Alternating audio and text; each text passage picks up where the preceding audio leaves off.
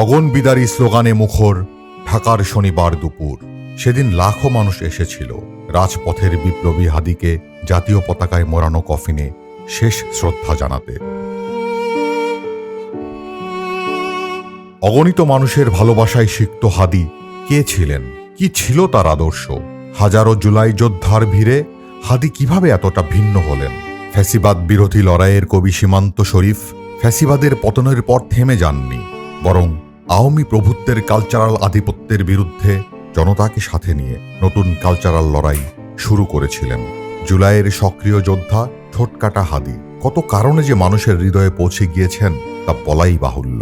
হাদি mob কালচারের বিরুদ্ধে দাঁড়িয়েছিল, দেশে আইনের শাসন প্রতিষ্ঠা করার জন্য কোনো শর্ত ছাড়াই নির্বাচনে দাঁড়িয়েছিল, যাতে দেশে হারিয়ে যাওয়া ভোটাধিকার ফেরত আসে।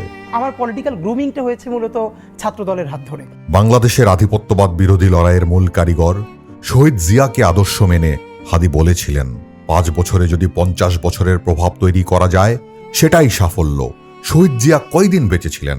মাইলের পর মাইল হাঁটতেন। আমরাও চাই পুরো বাংলাদেশ হাঁটতে, ইনসাফের চাষাবাদ করতে। আল্লাহ, উনি চরম অসুস্থ অবস্থায় আছেন।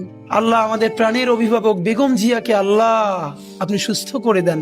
বেগম খালেদা জিয়ার সুস্থতায় হাদির হৃদয় নিংড়ানো দোয়া আর চোখের জল আমাদের মনে করিয়ে দেয় হাদি আমাদেরই একজন।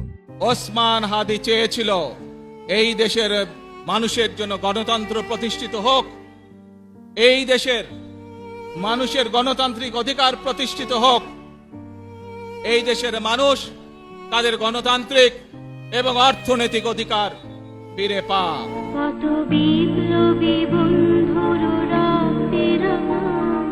হাদির সাথে বাংলাদেশের জাতীয়তাবাদী দলের সম্পর্ক যেন আত্মিক বন্ধনের মতোই।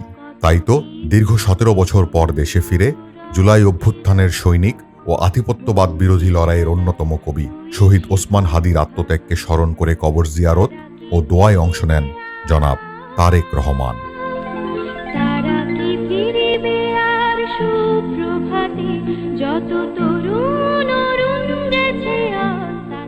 এমন জীবন তুমি করিবে গঠন, মরণে হাসিবে তুমি, কাঁদিবে ভুবন।